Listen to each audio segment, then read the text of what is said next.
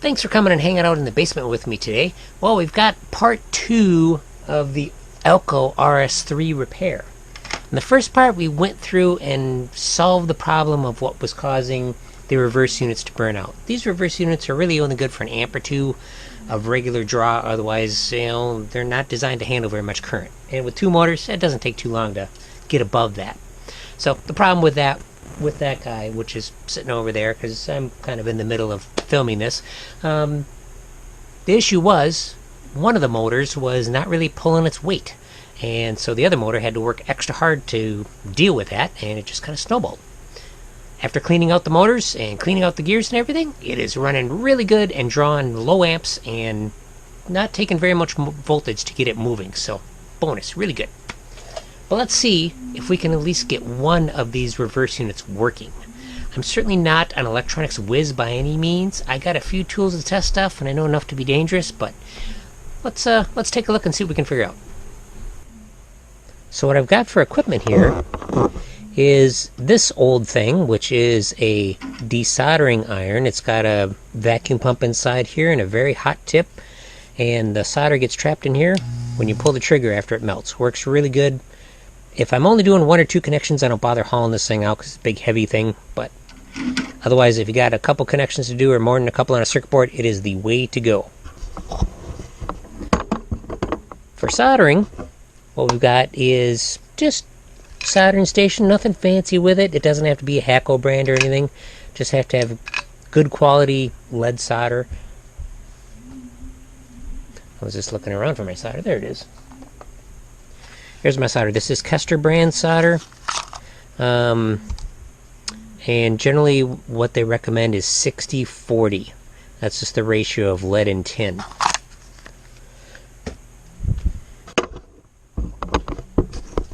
Now when the owner of this RS3 took a look, he saw that this was burned out, so he bought another one on the Train's website.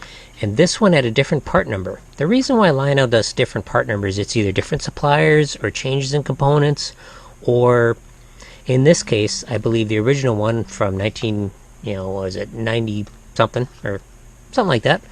The replacement here is ROHS, which is, it has a PB with a circle in it. It's lead free. This is a lead free circuit board. This one is not. So that's the main reason for the part number change. As you can see, they got basically the same component layouts. Some of the capacitors have gotten smaller, but that's just due to manufacturing stuff and whatnot. But let's see if we can get these components off, and then we'll install some new diodes and see what happens. Since I've got a whole nother unit right here which has an identical layout, I'm just going to pull off all the 4 diodes that are burnt, and then we're going to pull the transistors off as well.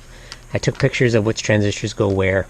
On this board, the ones facing us are tip 32s, and the back ones are, as far as this one's concerned, are tip 31s. I'm sure that's an equivalent to a tip 31. So let's get started with the desoldering iron here, which is really great.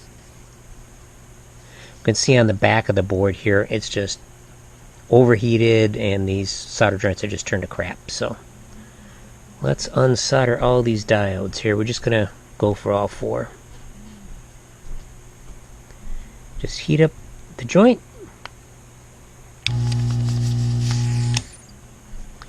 And then there's a single-sided board, so that makes life much easier.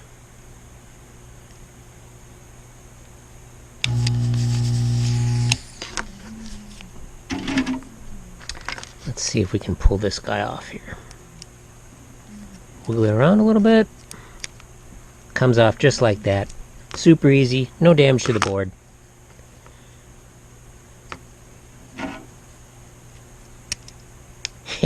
That thing was really overheated. It's just falling apart.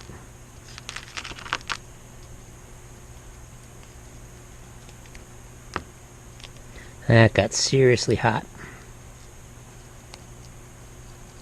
I'll probably have to hit that with some fresh solder. So we do have damage to the board here, but that's to be expected with the way that component overheated.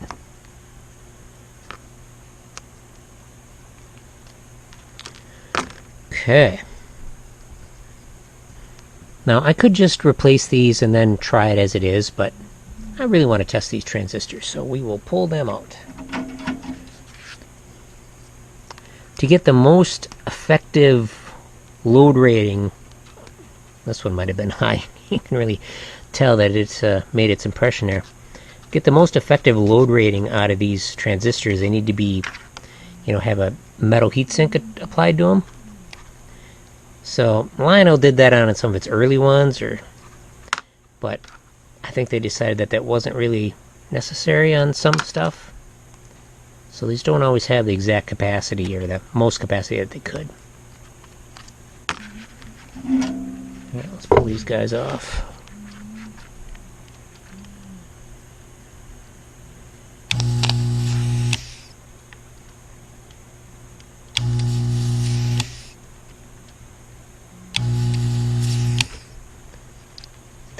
Makes life so much easier when you got tools that work well. I'm also kind of jumping. I'm not doing the next pin in the row. That's just to help reduce stress on the component.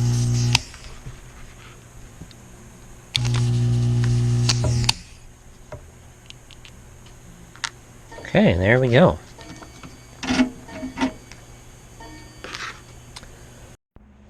Okay, finally figured out how this thing works. It's always a learning process.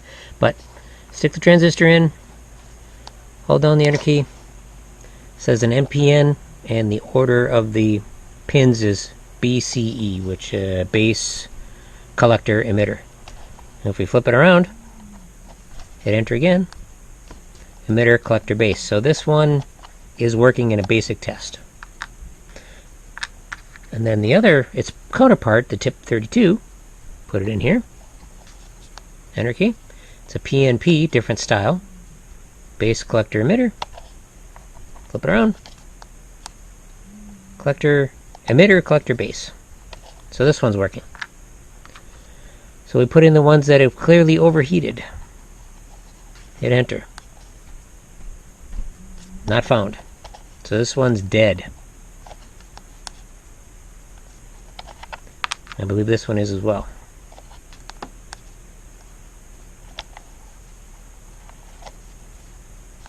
So, yeah, dead. Dead on arrival. So this one will need a couple of transistors, which I do not have. But maybe with combining the two boards we can get something going.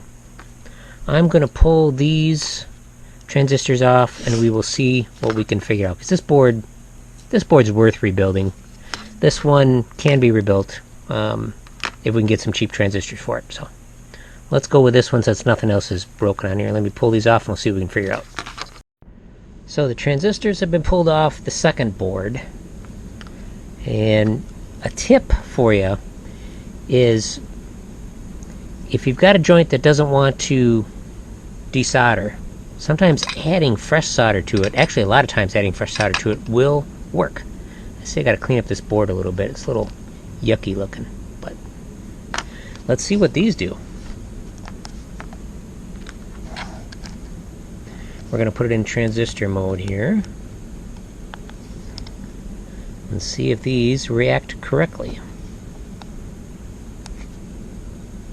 Not found. Here's the other tip 31. That one's working. Let's try these tip 32s.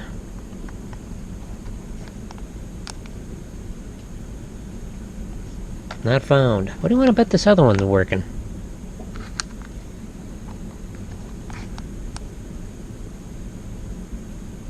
Well, I would have lost that bet. I thought for sure this thing would work. So I took a look at my stuff, and I got a lot of stuff for audio amps and stuff from when I was doing jukeboxes.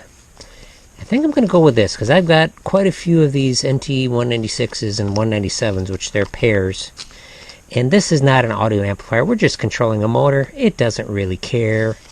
It just needs something strong and robust to turn on and turn off. It's not real. I don't believe it's a real sensitive circuit. So I'm going to try these, and we'll see how it works. So the PNPs go in the front, which is the NTE 197's PNP. There we go.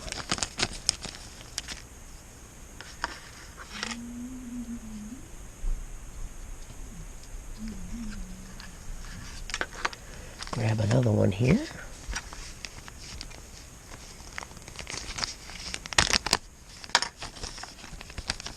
I've had these things for years. I might as well use them.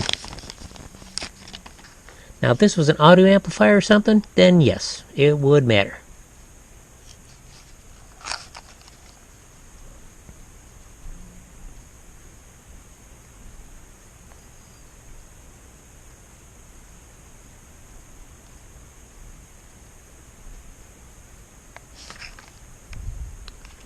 Okay, so I'm going to solder one leg on each one, and I can reposition it if I want.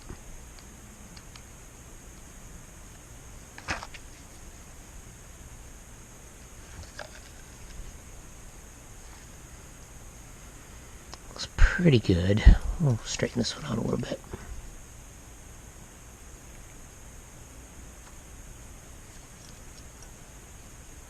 That looks pretty good.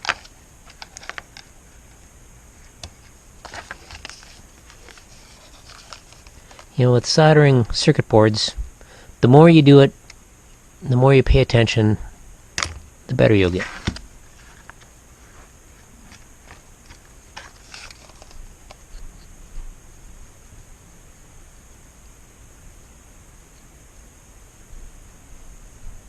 I don't want to overheat the components, so I'm moving between the two components.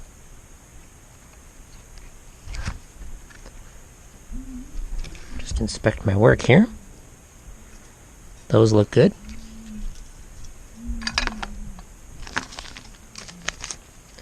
Now, let's put in the opposite 196s.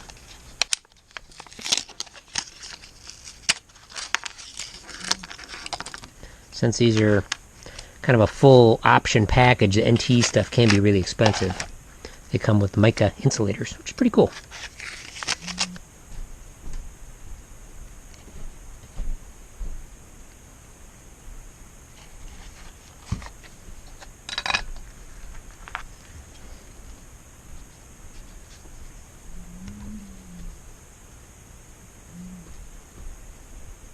That looks real good.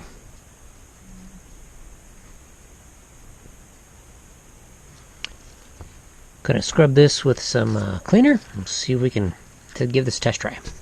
Well, moment of truth. I don't know if this is gonna work. Might blow up. I don't know. I got it everything right.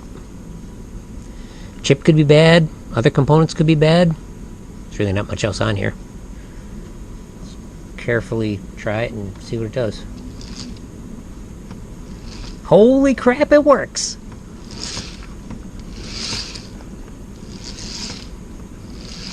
Excellent! Oh, this is great. Alright. Let's shut the power down. So one of those I was sure was going to work, but, you know, you're always nervous about it. Let me trim those leads. I am excited! Trim them nice and close here.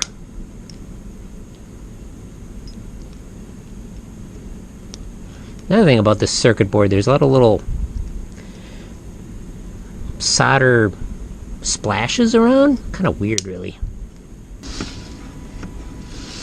It is working perfectly. Let's send it around the track. 0.4, 0.5, yeah, not drawing much current. This is working great. Let's put her back on the upper level here. Isn't very much of a load, but we'll load it up later.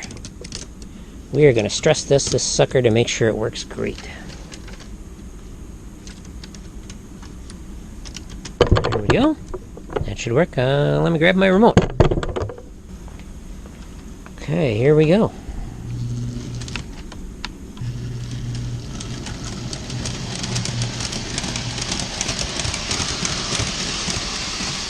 Winner, winner, chicken dinner.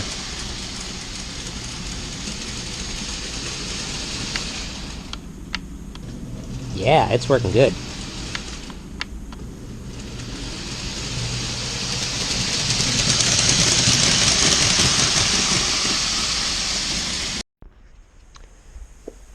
Okay, I'm all done editing the video, and I realized that I didn't even explain in this video what the wires do on the reverse board here. If you get one of these, they're all pretty much going to have the same color wires. This is a different one that I have, not one of Scott's, but I would just explain to you what these wires do, and that way you can hook it up on a different engine or whatever. The blue and the white, those are the reverse lockout wires. They have to be closed to initiate the lockout, whereas it won't change state forward or backward. I believe this is like a brown wire and a gray wire here. Those are the inputs, the AC inputs. And you can tell that those are the inputs because they go right by these diodes, which are the input on the diodes, or the input for the whole board. And finally, we have the outputs here. This is the red and the black. So those are the outputs going to your motor, either a single motor or a dual motor. And yeah, it's pretty definitely a standard board, but like I said, there's a lot of different part numbers on here, and for this particular board, but they're pretty much all the same. Here's a slightly older one. I say older because it's a different style board, but you can see the two here, and yeah, just got our outputs here, our inputs here, and a reverse lockout with a little switch. Here's the second circuit board, which I just did a quick test on, and it is working! Replaced all 4 diodes. These are the input power. Brought them up off the board just because I'm lazy, because I could have made them fit close to the board, but there's no reason to, and this way they'll have better cooling if they get hot again. But put in the transistors that I used on this board. These are working great. I've run it for 10 or 15 minutes so far, and it's going good. We'll keep running it, stress testing it. But with this one, because the trace was bad, all 3 of these diodes share the same trace. So I just bent the leg over, and that's working good. We got connection on all of them. And the beautiful thing is, it works. Now we need to stress test it a little more, but yeah, so far it is working great. Well, unbelievable.